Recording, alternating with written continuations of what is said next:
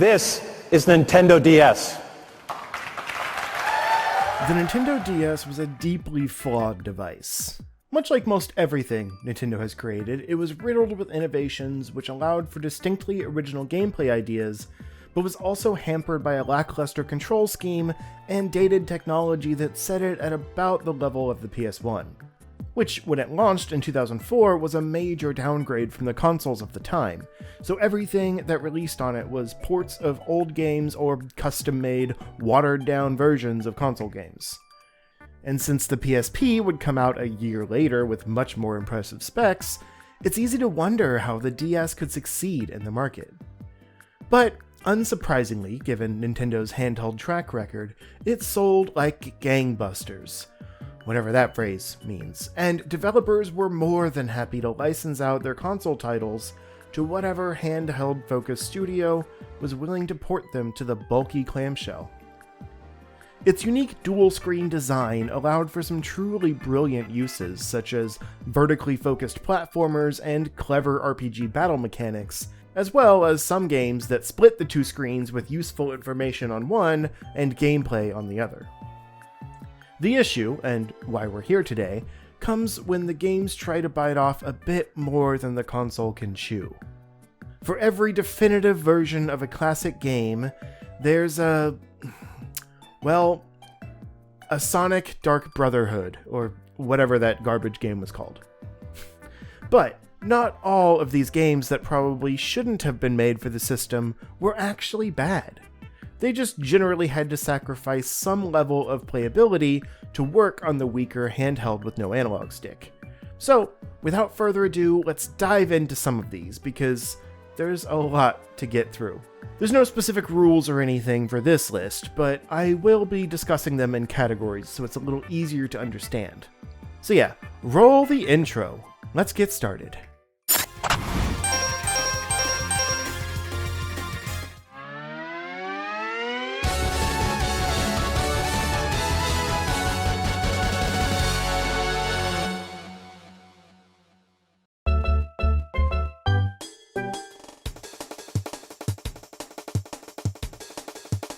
We're starting with Mario 64 DS, which is probably the biggest release on this list, but it's for a reason.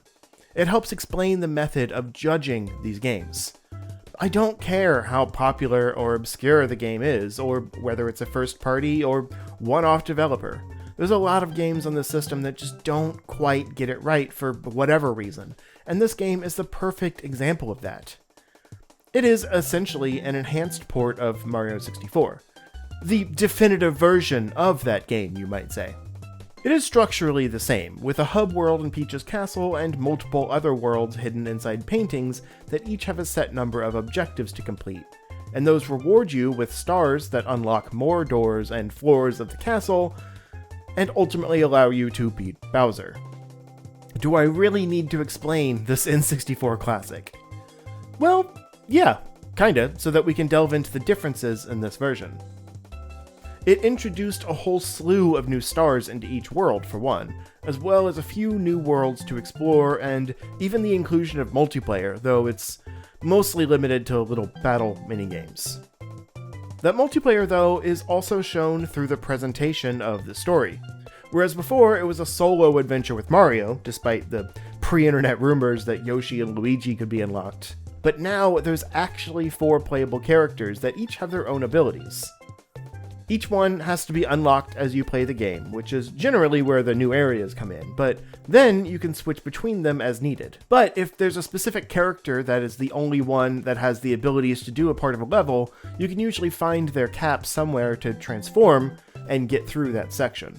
This is especially handy early on in the game when all the brothers are seemingly kidnapped and you have to do the first 8 or so stars as only Yoshi, who is great, but has some limitations compared to the beefier mustache men. All of this added content is incredible, and makes it a travesty that it hasn't been seen since this version. Especially given the recent half-assed ports of the original game we've gotten instead. Why they don't remaster this game in HD is beyond me, especially given the limitations of the DS that hold this game back from otherwise being great. That said, let's get into the negatives. The platforming in this game just simply does not feel good with a 4-directional D-pad. Like most 3D adventure games on the system, they try to mediate this by letting you use a virtual analog stick on the touchscreen, but that brings about its own functionality issues because, well, virtual button replacements are never that great. Look at literally any mobile game. I will say, this is a game that I roughed through as a kid because it was my first DS game and I still loved it, but eventually I sold it and then rebought it cheap when I got a 3DS because I thought it might work better with that system's circle pad, and it does. So emulating it is also infinitely better due to mapping D-pad controls to an analog stick, but it's all still emulating 8-way movement. It's not actual analog. But the bigger problem is movement speed. Because it's not analog movement, your character basically has 2 speeds. Normal movement is just above a sneak, but not really fast. So like, you'll still wake sleeping piranha plants, but not go fast enough to outrun them, for example. For full speed, they have to allocate a button to running, rather than just having speed based on how far you push the stick. So you're almost always holding down the run button. Even though I personally find that a little too fast for precision platforming with how wide the turn radius is. To be clear, a run button was pretty standard in 2D Mario games, but it feels much clunkier in 3D when there's more moves to manage. All this is to say that the biggest tragedy of this game is that it's still stuck on the DS, since having a control option for analog stick movement rather than simulated 8 directions would make a huge difference. It's such a small thing that holds back the entire game. It looks great, especially as a launch title, and the added content is some of the best stuff in the game, since it generally utilizes special abilities of the new characters to make more dynamic level objectives and boss fights than what was possible before. And even the silly little mini-games you can play are pretty fun. I remember putting a lot of time into some of those as a kid, and they make good use of the touchscreen, unlike the main game. But all of this is basically what sums up this game's inclusion on the list. Games that are just too ambitious for what the DS could handle. They won't all be as good as this game, but they still at least try and just fail in one way or another. And speaking of an N64 port that tries and fails, Rayman DS is another very early DS title that doesn't quite hit the highs of what a 3D platformer can be on this system, but it's still at least worth a mention. I had actually never played this one before, on N64 or Dreamcast, so I didn't even know at first that it was a port. I assumed it was, because if this was an original title, it seems like they would have presented it differently, play more to the strengths of the DS the way other mascot platformers like the Sonic Rush titles did. But since this was my first experience with this game, maybe I'm more generous toward it than the average fan. It is completely serviceable in its transition to the portable clamshell that could. The graphics are chunky but vibrant and expressive, and the environments look nice, even if there's a bit of a wobbly effect, where it can be hard to tell if it's actually rendering in 3D, or doing more kind of trick-of-the-mind 2D elements like Asterisk and Obelix on the GBA. More on that game in a later video. It's also very ambitious.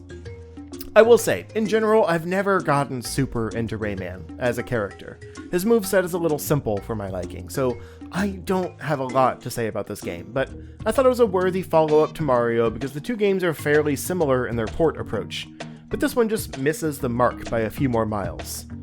It still relies on either D-pad or touchscreen analog movement, but it feels noticeably more chunky to get around because the only way to move faster is with the virtual analog stick. So why even implement D-pad controls in this one? They could have just forced the player to move with the touchscreen and use the D-pad for other gameplay elements. And the rest of the bottom screen is almost entirely useless, unlike in Mario that had a very useful map at all times, and this led me to not really ever know where to go in Rayman, since I don't have the nostalgia for the series.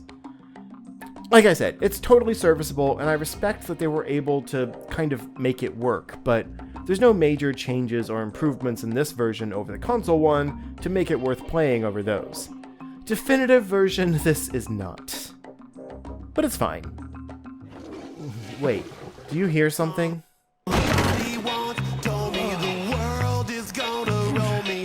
Oh boy. You know, I've been running this channel for like 7 years now without a single Shrek reference. While everyone else is out there making videos about awful Shrek games, I've stayed out of his swamp. But I guess it's finally time. And it's fitting because, like an ogre or an onion, this game has a lot of layers. And you know what? It's actually not bad. Shrek Super Slam is also a console port. There's admittedly a lot of those on this list, considering they try to mirror their more powerful home console siblings, and that naturally makes them pretty overambitious. But what sets this one apart is that it still works pretty well shrunk down to the size of the 3 blind mice. Except for the story presentation. Those scenes are just ugly. Like, they didn't even try. But the gameplay holds up a lot better. This is surprisingly kind of a Smash Bros. Clone. Or I guess Sega fans would probably equate it to something like Power Stone, but I've never played those, so let's stick with Smash Bros. It's a top-down 3D brawler with some pretty good stage variety, weapons and gadgets to mess around with that mix up the combat, and a decently diverse character roster with characters that have pretty drastically different movesets and, physics to play as. I'm mostly stuck with Puss in Boots, though, because, look at that face. Ugh, no, not that one. That one. It's precious. I had that as a poster in my bedroom at my mom's house for much longer than I'm willing to admit. I digress. This game all around was a pleasant surprise. It's one of those I just stumbled across in my research for DS games that are better than people would expect, and it honestly doesn't feel like it sacrifices that much in its portable transition. Granted, I haven't played the console version, but what's here is fun on its own regard. The story mode has you select a character and then follow a poorly told story through multiple battles, with more little story bits between each battle, with the concept being the group telling campfire tales to Donkey's freakish dragon children. Side note, I will never stop wondering how that worked, like anatomically. Just the sheer size difference, not even getting into the genetics of it all, since I don't know how dragon anatomy really works. Maybe they're like Ditto and can make babies with anything, but I guess Donkey could fit his entire body inside her before she even felt anything. It's just weird, okay? Ugh. This is why I can't talk about Shrek. It makes my mind go to dark places. Where are we? Right. Combat is fairly simple, but surprisingly diverse. There's a jump button, 3 attack buttons that can be mixed and matched in different ways, and you can also do different moves in the air and while running. Minor stage hazards and level verticality can keep the matches interesting, and while the item pickups are pretty hit or miss, knowing that basically every character in the Shrek universe is worthy of wielding Mjolnir honestly never gets old. Can we get Cat Thor, please? Overall, I'm pretty impressed with this game. It's not mind-blowing by any means, but it's enjoyable and had multiplayer while DS services were still active, so I gotta give credit where it's due. But I also gotta stop talking about Shrek. Please, no more. Ninja Gaiden Dragon Sword, or DS, if you will, is another game I heard a lot about at the height of the DS launch, but never actually played myself. But to be fair, I've never really played any Ninja Gaiden games, so a quirky spinoff was never going to change my mind on that front. I'm glad I finally checked it out though, because it's a pleasant surprise and works way better than a stylus-only game on a sideways tilted DS should. So yeah, in case you didn't notice from the gameplay footage, this game is entirely played like a book. The DS on its side, folded open like you're reading it. This plays into the overall ancient storybook style of the game, though it really would have been a scroll back then, but whatever. And it also gives the game a unique visual perspective by having your view be more vertical than most other games on the system. I can't even think of another game that plays like this exclusively. It reminds me of the kind of rock'em sock'em Luigi moments in Mario & Luigi Dream Team on the 3DS, but that's just for those sections. This is, like, the only way you play the game. There's a pretty standard DS view of the map on one screen and the action on the other, but here your player is on the bottom, the right screen, I guess, and is entirely controlled with the stylus, or mouse in my case. I hid the cursor for this game because I thought it'd get annoying, but rest assured the system of taps and swipes mostly works great. You swipe to the side or diagonally to sword attack, with various visually pleasing combos happening by default, and swipe straight up to jump, which can then be comboed into different jump attacks. You tap an enemy to throw a shuriken at them, and tap yourself to defend, and then swipe to dodge. Sometimes there's some issues with the right motion being registered, but because it all really functions toward combat, even accidentally jumping generally just leads to charging back down with a power attack, so it never feels annoying to miss swipe. There are a few actions that feel kinda clunky, like the activation of special abilities by tapping an icon, then tracing a shape, and then guiding the attack with your stylus. Or getting grabbed by an enemy and having to just frantically swipe to get free. Though that might have partially been the problem with my mouse being registered correctly, but I could not get it to work. The other part of the game that doesn't quite hold up is the graphics. Ryu and the enemies all look pretty good, even if enemy diversity is a little lacking, but the backgrounds are all that kind of pre-rendered landscape look of most PS1 RPGs, and it can be hard to tell what you actually can interact with. The map helps, since it gives a look at what's a path and what's a wall, but the muddy landscapes still look bad, and it's made even worse when the game switches from those static landscapes to the fully 3D field of a boss fight, since it's a pretty jarring transition into what looks like a totally different environment. And speaking of bosses, that's the only time the controls can kind of get in the way, since they require a bit more strategy to beat, and when the stylus is used for movement, and attacking, and jumping, some of that precision needed to dodge attacks and run around can be lost. But overall, this is a really solid early DS game, and it's kind of a surprise we never got anything else like it. But let's move on to a genre of games we probably got too many of on this system. I wanted to start this section with another high-profile release, and another one of my favorite games on the system, despite its flaws. And whoo boy is Metroid Prime Hunters flawed. But I will always give it a pass because it is the definition of a game that shouldn't have been possible on the system. It makes me think of that Halo DS tech demo that leaked years ago, and how it just never got off the ground because they couldn't make it work. But somehow Nintendo did this. They boiled down the essence of Metroid Prime on the GameCube, and shrunk it down to work on a handheld with no analog sticks and power barely above an N64. And not only that, but due to the weird control scheme that put movement on the D-pad and aiming on the touchscreen, they made it work without really any other buttons. The trigger shoots, but everything else is touch controls. This admittedly doesn't work great, and is one of the main drawbacks of this game, but it's totally serviceable to double tap the screen to jump, and tap a button to go into Morph Ball, tap the missile icon to switch weapons, open a menu to swap your active beam.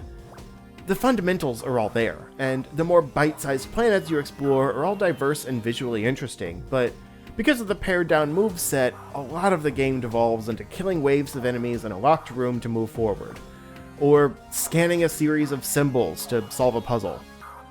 There's still some really solid Morph Ball puzzles, a Metroid Prime staple, but the D-pad movement really hurts when precisely moving a ball around.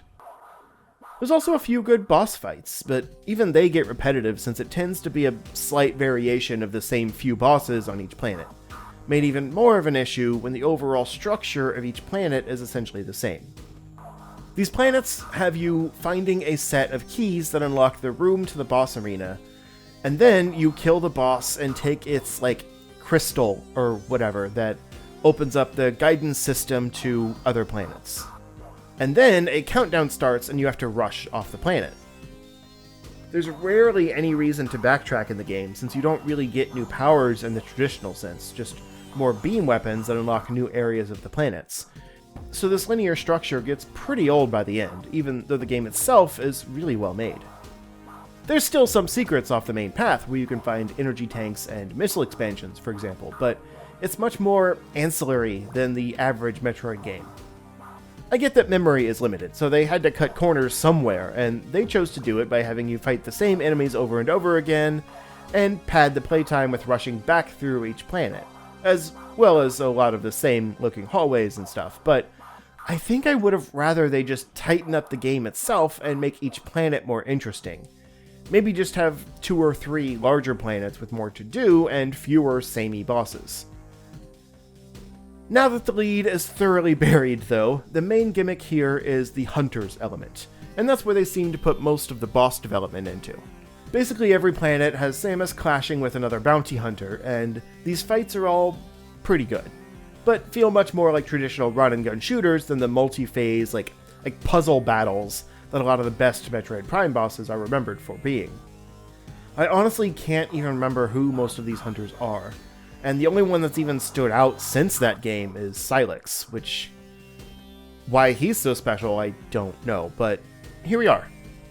It can also be kind of hard to hit them with the DS aiming reticle, and due to the small screen space, some of these larger areas make it even hard to tell where the enemy actually is at any given time.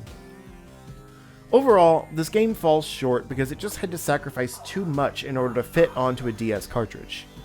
What's here looks great and plays pretty well, but the whole package is kind of like someone who'd never played a game in the series made a Metroid game after just reading the Wikipedia for Metroid Prime. It's a game that still has a pretty rabid fanbase keeping the multiplayer alive in private servers, and I totally get that because the multiplayer is so much better than it has any right to be. But the actual campaign just falls short due to a stripped-down moveset and a kind of janky control scheme. Something that will be true of basically all the games in this category, unfortunately. Anyone that knows me knows that I really don't do scary games. I even made a whole video about how non-scary games can still scare me. So while I knew of the existence of the Dementium games and how critically praised they were, I never wanted to actually play either of them. But I can't deny how ambitious they are, so I guess it was time to finally try it out. And I went with the sequel because I read it's better in just about every way, so why not? The presentation here in Dementium II is actually pretty great. There's some animated, cinematic cutscenes with voice acting, and even the in-game graphics use subtle camera shifts and stuff to set the tone and thoroughly creep me out. Insane asylums are always a strong horror setting for me, though. I had an equally hard time playing Outlast, for example. But yeah, for what the DS is capable of, this is a very aesthetically pleasing game. When you can see it. Some of the mood lighting is so dark that even emulated, much less on an actual DS screen, it's just really hard to navigate anything. I didn't have a flashlight either, as far as I could tell. Maybe you get one later, or maybe I missed it. The controls are similar to Metroid, where you move with the D-pad and aim with the touchscreen, with virtual buttons for crouching, jumping, and switching weapons. But that means it has a lot of the same problems, where gameplay is pretty simple due to a lack of moves outside of interacting with objects and attacking. This isn't a platforming game, so you're not going to find a lot of diverse environments to jump around. It's the inside of an asylum, as well as whatever the hellscape it sometimes turns into is. So if the basic environmental exploration doesn't hook you, there's not much else to the game. There's occasionally some neat puzzles to solve, and some boss fights that mix it up a little bit, but the rest is pretty repetitive. And the reviews of the HD version of this game on Steam make it pretty clear that the main hook of the game is that it's a creepy horror FPS on the DS. The game itself doesn't hold up terribly well outside of these limitations. Moon is a game that feels like it harkens back to the classic atmospheric PC shooters like Half-Life and Quake. But I mean that with total respect. Not to be confused with the Sam Rockwell movie of the same name, this is a game about a team of researchers stationed on the moon that get attacked by some mysterious robot threat. The hero Kane, who seems to be the sole survivor, absorbs some kind of foreign energy source that surprisingly makes him feel great, despite supposedly being toxic. He's tasked with figuring out what happened here, and has to go deeper and deeper into this strange vessel that's appeared on the surface of the moon, to try and figure out where it came from and what's happening. It plays closer to Metroid than Dementium, though they all use the same D-pad and touchscreen control scheme. This one just has more of those puzzle exploration elements, like using a remote guidance drone to slip past security doors or access secret areas to find health upgrades and other optional collectibles. They drastically pared down the movement mechanics compared to the other FPSs on this list, though. There's no crouch or jump, and the character movement itself feels a little off with how wobbly the aiming gets with every step. But I guess it's realistic looking for some dude in a bulky spacesuit. Luckily, the actual aim assist is pretty generous, so it's not that tough to hit your target.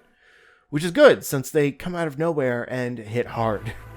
Like the other shooters, the map is on the bottom screen with a few other buttons for changing weapons and interacting with objects. But the layout here leaves a lot to be desired. There's a static options button that feels like wasted space when you could just map it to start or select. And the map itself only shows the current room you're in.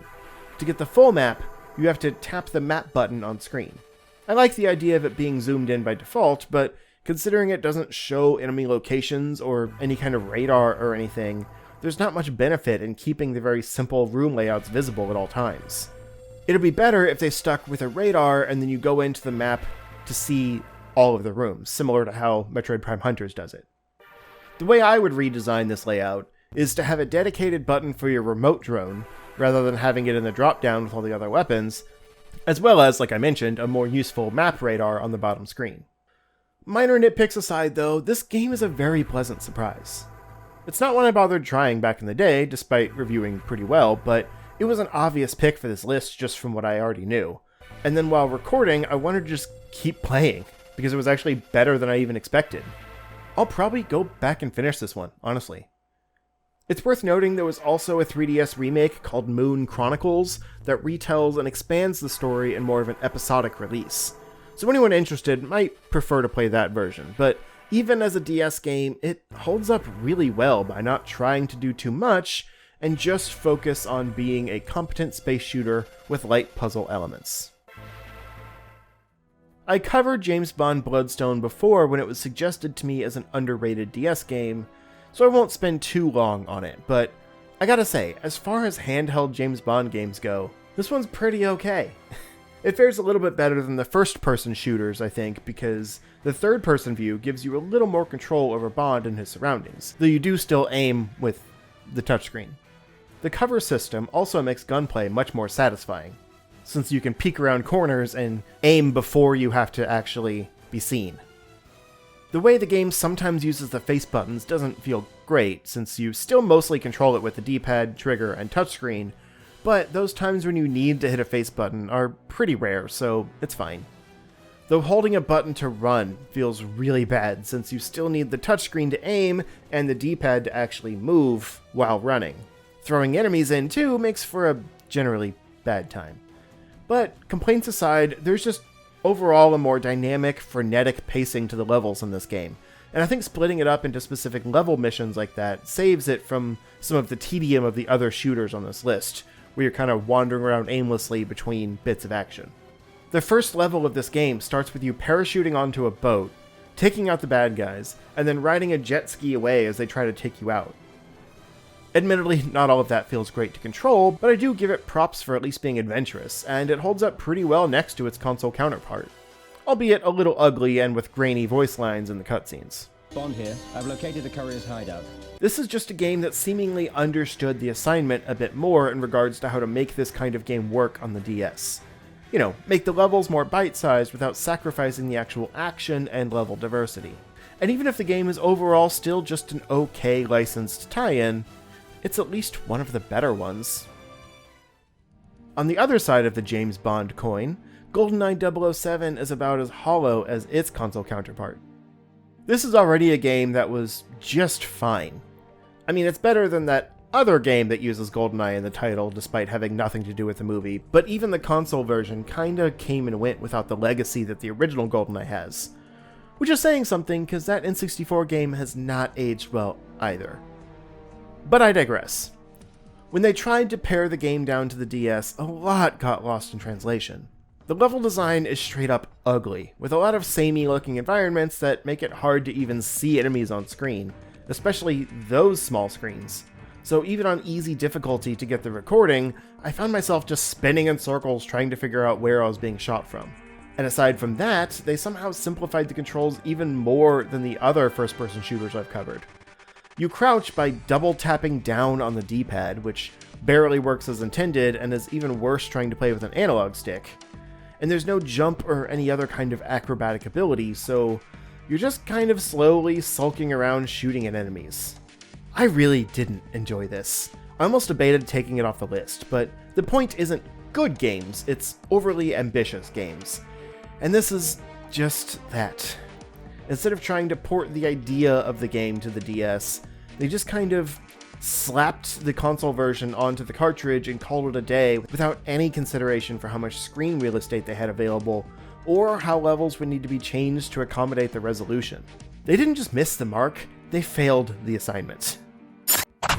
But let's move on to a much more prolific and mostly more successful genre of DS games. There's a ton of just truly fantastic RPGs on this handheld. It seems to be what the system is known for in a lot of ways, so most of the overly ambitious ones are due to being tied to a console series in some way, where the sacrifices are just a little too great, especially with more action-oriented RPGs. The best examples of this are the pair of Kingdom Hearts spin-offs the handheld received. I'm bundling them together though because they're on this list for similar reasons, and also because I'm mostly focusing on Recoded. The first title to release on the DS, with a messy name I can't be bothered to say, is honestly best experienced through the HD cutscenes on the various Kingdom Hearts collections out there. It's fine and very technically impressive, but the controls and overall mission structure are pretty lackluster since it has you working for Organization 13, with random combat missions and Disney worlds, and then story beats in between. It just feels slow and disjointed, even though the story is seemingly very important to the series, essentially acting as Roxas's origin story, as well as providing a ton of backstory for the organization and introducing Xion, who becomes pretty important to the lore after this game. Not that Kingdom Hearts lore really matters. Does anyone even know what this series is about anymore? But anyway, I mostly want to talk about Recoded because it's just objectively a better game. It's also kind of a weird one because it started as a Japan-only mobile game back in the early days of smartphone technology, but it never really caught on, so there's just very little information available about that version, and even less footage that is, good enough quality to actually show. But it received essentially a full 3D remake for the DS release 2 years later, and was a much more faithful Kingdom Hearts title than the previous mission-focused DS entry. Controls were still pretty spotty, with imprecise D-pad movement in 3D, and a camera that never seemed to work quite right, especially with the larger emphasis on platforming in this game over its predecessor. But it just came across as a more confident and ambitious title for the little handheld.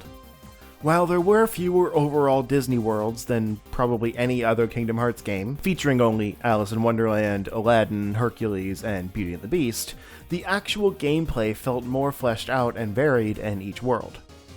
This was largely in part because of the game's structure. The story here is weird, but it's basically a retelling of the first game, while taking place around the time of Kingdom Hearts 2. Something has happened to Jiminy's journal, and Mickey and team had to, digitize the data inside it or something to recreate the events of that game to try and fix the journal. Like I said, it's weird. The point is, you play as Data Sora, who doesn't seem to know anything past the events of the beginning of Kingdom Hearts 1, and real Mickey has to guide virtual Sora through the recreation of these worlds to figure out what happened to them. This includes fixing glitched areas of each world and ridding them of the viruses, usually meaning clearing out floors of enemies and blocky digital arenas while doing some light platforming challenges. But clearing each glitch opens up some missing element in the world and essentially fixes the diary for that area. It's a neat concept for revisiting old worlds with new challenges, and while the story is kind of a mess and not really that necessary, I found it pretty engaging in the context of the gameplay. You can probably skip it in the HD collection though, it's really pretty throwaway in the long run, but it justifies the gameplay, and that's what matters. So yeah, while the camera and controls get in the way, I can look past that and still enjoy the game for the flawed experience it is, and it's honestly one of my favorites in the Kingdom Hearts series, largely because of the unique elements here. Aside from revisiting pretty faithfully recreated Disney worlds, there's also some interesting side-scrolling sections, usually ending off each world, that mix up the gameplay for a while and can be kind of challenging, but are also some of my favorite parts. Though the platforming can be a little imprecise, leading to some annoying deaths that hurt your overall score. But the score is pretty forgiving anyway. The puzzle platforming in each glitch section also mixes things up from the usual hack and slash fare, and the rewards are almost always worth searching every corner because of the interesting level up system in this game. At the end of each of these sections, as well as randomly in treasure blocks throughout the worlds, you get chip data, and use those various stat boosts or other handy upgrades from that data to slot into a kind of motherboard system that gives you access to more abilities and equipment slots for Sora as you go. It's kind of similar to the sphere grid in Final Fantasy X, but much simpler. I really like this system though, because while you don't get stronger in a traditional sense, it encourages you to seek out hidden treasure and puts you in control of the character growth. I'm less fond of the command system, where you can combine different command abilities into the available slots to create new ones. So if you want a bunch of cool abilities, you have to sacrifice things like traditional magic, healing, etc. But that's one of the reasons this game is overly ambitious. There's just not enough buttons on the DS to conveniently manage the camera, and provide multiple attack buttons, and handle all the extra systems. But what they're able to do is still pretty impressive, and this has stayed one of my favorite DS games, even with its issues. Sticking with another bundled pair of Square RPGs, Crystal Chronicles is another series that's had wildly different entries across a bunch of different systems over the years. This one is actually kind of the opposite of Kingdom Hearts though, because I personally much prefer the first title, Rings of Fate. It focuses a lot more on a linear story structure as you pick up new party members, each with their own special abilities that help in combat and puzzle solving, and work together to complete the main quest. It has a pretty dynamic action combat system with different attacks for each weapon type, and multiple ways to take down enemies. Plus, it uses the classic Crystal Chronicles magic system of having you cast elements from limited use orbs, but also being able to combine them with your companions for more powerful variations. The level design is also pretty solid, and there's some light puzzle platforming to keep things interesting, as well as a crafting system using materials you harvest from enemies on defeat. It's overall pretty solid, and mostly plays to the strengths of the DS, with cartoony but nicely stylized graphics, light voice acting, and simple enough combat to work with the buttons available. The lack of buttons mean it still has some touchscreen issues, since you have to tap on characters to switch between them, and tap on the magic you want to use to change the active slot, which can be slow and annoying in the heat of the action, but for the most part, it all works. I'm not actually here to complain about this game, though. Its follow-up, Echoes of Time, is much more of a mixed bag.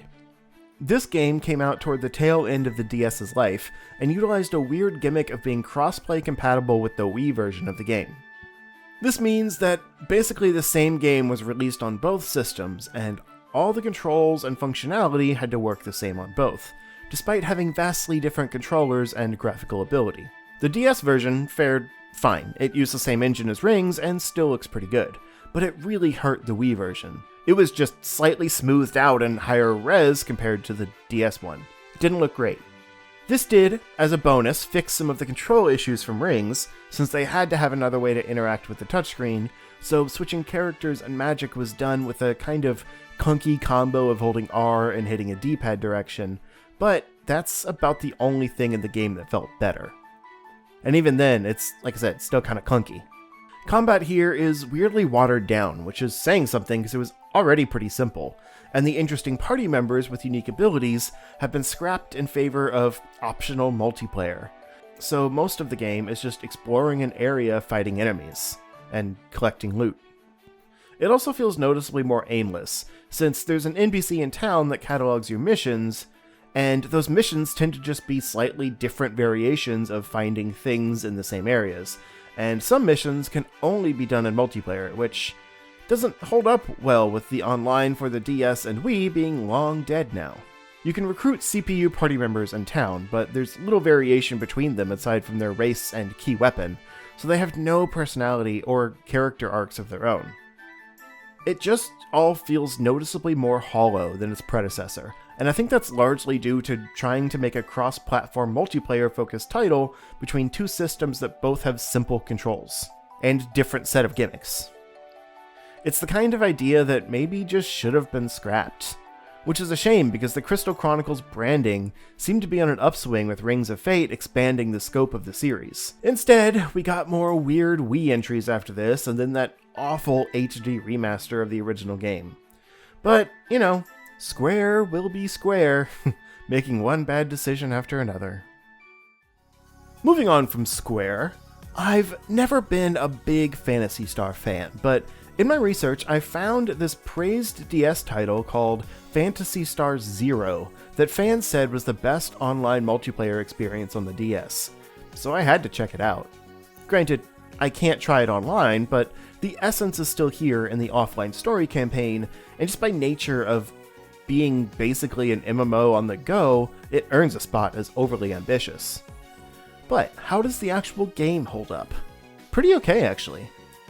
The presentation is pretty simple, with similarly stylized graphics that you're probably used to seeing in these DS RPGs by now, and a mission-based story that introduces the various chunky elements of the game world and pit you against progressively harder monsters. Kind of like Monster Hunter. I'm sure a lot of the novelty of this fairly repetitive mission structure is lost in online mode, but honestly the exploration and combat gameplay feels pretty good, and you get regular rewards for defeating enemies and going off the main path, so there's enough there outside of the grind to keep casual players going. It does feel pretty slow, though. Attack animations are noticeably chunky, and the wonky camera can lead to taking a lot of hits from faster enemies that you can't even see. But there's also a pretty good diversity of weapons, and I found the combat more enjoyable when I focused on range options, because there is a generous lock-on system, and the ability to take out enemies before they even get close to you mediates a lot of those problems from getting hit. There is a dodge move, but it also feels kind of slow, and at least early on, there's not much in the way of different attack moves on your command screen, so combat itself kinda turned me off a little compared to faster, more fluid options like Kingdom Hearts. The map on the bottom screen is very handy for getting around though, and the areas look nice to explore. Like, I know I'm being kind of negative, but this is a well-made game. Shout out to Sonic Team and Sega for still crushing it even after the death of the Dreamcast. I don't think I'd see myself going back to this one, but it's still really impressive they made a full online Phantasy Star game work on the DS. We'll end off this section with a pretty quick shout out for a trio of strange top-down strategy RPGs, all from notable franchises. Blue Dragon Plus is a direct sequel to the game Blue Dragon on the Xbox, which is one of the few RPGs that system is known for, so naturally they followed it up with a weird genre shift on a totally different system. Sure. There's actually two of these games on the DS, but the other one is even less worth talking about. Though I'd argue the gameplay itself fares a little bit better. It just felt bland. Heroes of Mana, similarly, is another spin-off title in the Mana series that was all but dead by the time this game released, but hey, I love the Mana series, even if it has more bad games than good, so I'll always shout out something that keeps it relevant. It'd just be nice if it was also good. And finally, the most notable of the trilogy is Final Fantasy XII Revenant Wings.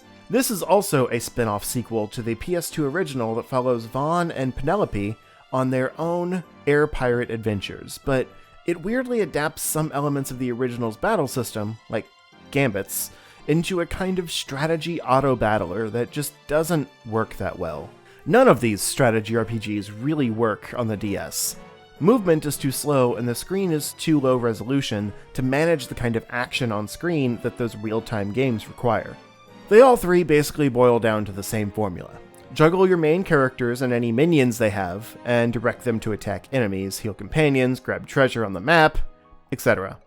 They each do this a little differently, with FF12 notably tying monsters to each party member through a kind of buddy stamina system, and Heroes of Mana functioning more like a traditional real-time strategy game, where you build structures that regularly summon different types of troops over time. Blue Dragon Plus gives you the most direct control over the actual player characters, and each one has some special abilities that make use of their JoJo shadows, while also tasking you with some light puzzle solving and exploration around the battlefield, as you flip switches and find treasure. But it's also the one that most seems like it just doesn't need to have this real-time strategy battle system. The other two arguably don't work, but they still try to be more like the ambitious strategy RPGs you find on PC, whereas Blue Dragon is kinda just a tactical RPG, like Final Fantasy Tactics, but without the turn-based gameplay. But all of them fall apart in the moment-to-moment gameplay, as enemies spawn on all corners of the maps, and you have to manage your troops while making sure they stay alive. But that's easier said than done with how clunky it is just to move the camera around the field, select specific characters to activate support abilities, that kind of thing. Even in early tutorial missions, it's upsettingly easy to lose just because you don't notice how close to death your hero is until it's too late to get them out of harm's way. It's a shame that the gameplay misses the mark, since the games all have nicely presented stories with dynamic camera angles, a stylized mix of 2D and 3D graphics, and some impressive pre-rendered cutscenes to fill in action between missions. Even if I don't actually know what the story of Blue Dragon Plus is trying to tell me because I never played the original, and why did this game release on the DS, it's weird. Anyway, these are the kind of games where your mileage may vary if you can tolerate the awkwardness of how the real-time strategy elements are implemented, but they just seem like concepts that are too ambitious for the DS. But let's finally finish this video off with a few more games that don't fit into any of these other categories. I had originally planned to have a section for racing and sports games, but on the DS there's really not a lot of racing or sports games worth talking about, so this section's turned into more of a catch-all for games that don't fit anywhere else. But one game that works way better than it frankly should is Burnout Legends. You know, the series known for fast-paced driving and visually exciting explosions with battle damage on the cars. At this point in the video, you'd probably guess that's not possible on the DS, right?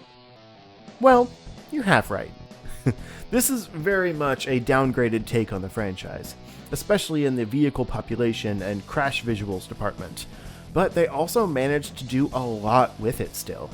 There's a slew of different modes, from more traditional races to the classic crash mode, and some neat side challenges like an elimination mode where the worst racer dies after each lap. There's a pretty solid range of vehicles to select too, even if they don't feel terribly different to control from each other, and the tracks look really nice, though there's kind of an uncanny wobbly effect to some of the textures, especially when you get into a curvy section that can make it hard to keep track of the path forward, but it's also pretty generous with bouncing your car off railings and stuff, so it's like the developers knew it wasn't perfect and just kind of accommodated for it. While this is a more traditional racer than some of the classic Burnout games, it still uses the crash gimmicks to good effect, where you earn speed boosts from doing daring things like driving in opposing traffic or barely missing other cars, and when you activate those speed boosts, you become an aluminum bullet that can basically wreck any car in your path. You can usually take out your opponents at normal speed too by slamming them into a guardrail, for example, but your car will probably take damage then too. The bottom screen is used to good effect, showing the track map and your car's current damage, at least in modes that track damage, but I never really cared to see how hurt my car was because even after multiple crashes, it never seemed to go below 50%. I'm sure there's a performance hit in there still, but it wasn't noticeable as I mopped the racetrack with the bumpers of my enemies. This game is obviously missing a lot of the visual flourishes from its console counterparts, and causing a huge pixel explosion with just one or two cars in an intersection in crash mode is noticeably less satisfying, but I still give this game props for making the mechanics work and actually be fun to play. While crash mode is pretty lackluster and the frame rate can be pretty spotty sometimes, crashing your car during a race and then slow-mo maneuvering it into the path of the racer behind you to crash them too is still a satisfying novelty that sets this game apart from other racing games. I can only imagine what it would have been like online and with friends, especially since this is one of the games that featured the great DS download play option, where only one person needs to own the game to do multiplayer. Moving on, we've got Mario Hoops 3-on-3. Where do I even begin with Mario Hoops? This was a wild 3v3 basketball game co-developed by Square Enix of all people, and it was really good, but held back in a few key ways. Honestly, I imagine half of you right now are thinking, what could he possibly say negative about this game? And the other half are tabbed out googling this game they vaguely remember but thought was just a fever dream. But I assure you, it's real, and it's definitely flawed, especially when trying to emulate it with a cursor on PC. Basically, it's basketball. You pick 3 characters from the expansive roster of Mario and Final Fantasy characters. Yes, you heard that right. And then play on quirky themed courts against 3 opponents. The basketball rules work about the same, with 3-point shots and close-up dunks, except there's stage hazards, item boxes, and way more than 3 points per shot. Your score is based on where you shoot from, how many coins you have, and a few other factors, but needless to say, the score can rack up quick. Matches are also a lot faster though, with only 2 halves and just a few minutes per half. It's a fast-paced game, with a lot of polish and not nearly as many chaotic, distracting elements as some other Mario sports titles. Where it all falls apart though is in the controls, like most of these DS games. This is another game where about the only buttons you use are the D-pad and the trigger, but it's not a first-person shooter, it's a basketball game. So why map everything to the touchscreen? Well, I kinda get it.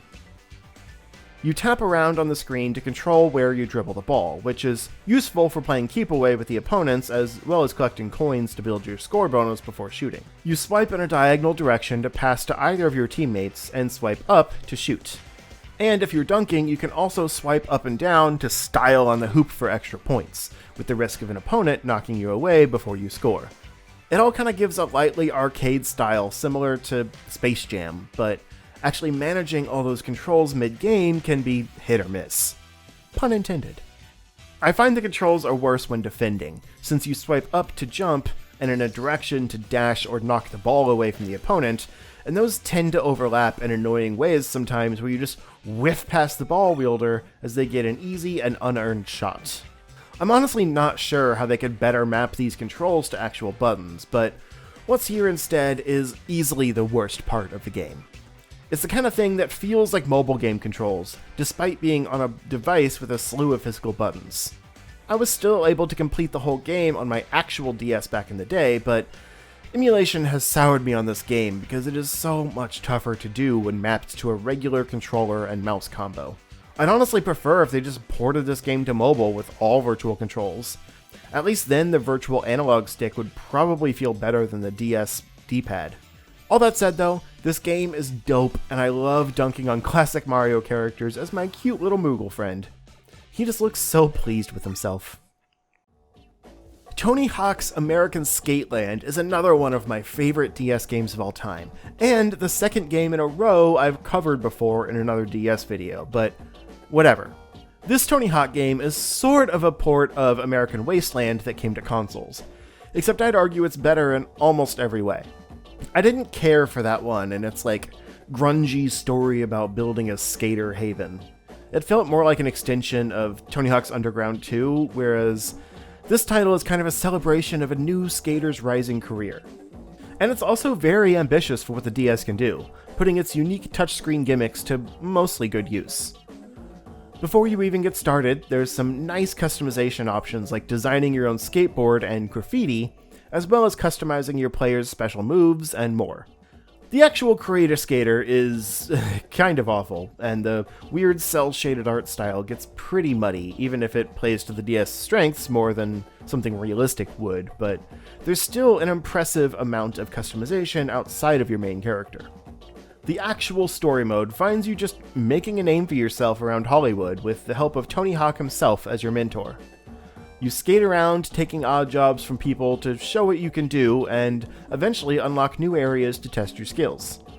It's nothing revolutionary, but it plays really well and is a huge step up from the top-down Game Boy Advance games. Though I honestly still loved those too for what they were. Nostalgia is a strong thing. Anyway, awkward D-pad movement aside, performing tricks feels really good in this game, and in motion it's pretty graphically impressive. Outside of the story mode, there's also a surprisingly robust classic mode with all the objectives you know and love from the old school Tony Hawk games, like collecting skate and finding the hidden tape. So if you don't care for the slower progression of the story mode, there's basically a full game of content just in classic mode. It's an impressive package to fit on the tiny DS cartridge. It's one of the few examples here where being overly ambitious actually worked, without much sacrifice. It's worth noting there's also a few follow-up DS Tony Hawk games, but I don't think they hold up as well due to the change in graphics and just the less inspired level design and that kind of thing. I'd stick with this one if you want to go back. And last but definitely not least is another game that manages to pack in a lot without really sacrificing much.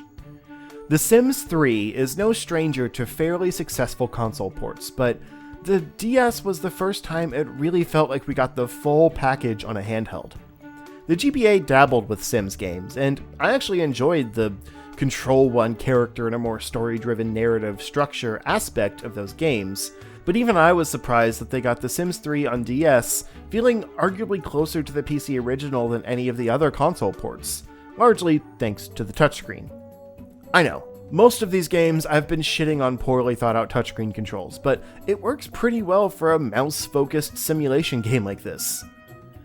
It's a little ugly, sure, especially the abominations you have to choose between in the limited sim creator, but it is truly all here. You can select personality traits, lifetime achievements, all of it. And the game even renders out the full town map where you can find a house to buy or build, see points of interest where you get jobs, learn new skills, etc. The actual build mode is a little clunky because the small screen real estate can make it hard to figure out what the UI buttons are for, but it's totally usable after a little trial and error. Camera controls are mapped to the face buttons for rotate and zoom, and the D-pad for panning, which feels okay. Admittedly, Sims camera controls are always kinda awkward, even with a mouse, so it's fine. But tapping on interactive objects feels totally natural, and without any hesitation, I was living my Sim's best life. In his mostly empty apartment, but hey, you gotta start somewhere. There are suggested objectives to help motivate your gameplay, from getting a job that advances your lifetime achievement, to bullying this poor blue girl until she cries for some reason. I sadly couldn't figure out if there's still a way to input classic cheats like infinite money and stuff, and I'm not good at playing The Sims legit. I mean, I immediately spent all my money on a couch and TV, but hey, if you like The Sims on the go and don't want to deal with that mobile cash-in, this is a totally viable option. I think there's a 3DS one too, though, so it's probably better, but my point stands. I'd originally thought about making this 2 videos, and after all that, I probably should have, but hey, long videos are in now, right? But I hope you enjoyed this list of varied games of varying quality. Is there anything else you think should have deserved a shout out? Do you even understand what makes a game eligible for this list? Let me know in the comments below. I'm planning another video like this, but on GBA games, so I hope you look forward to that.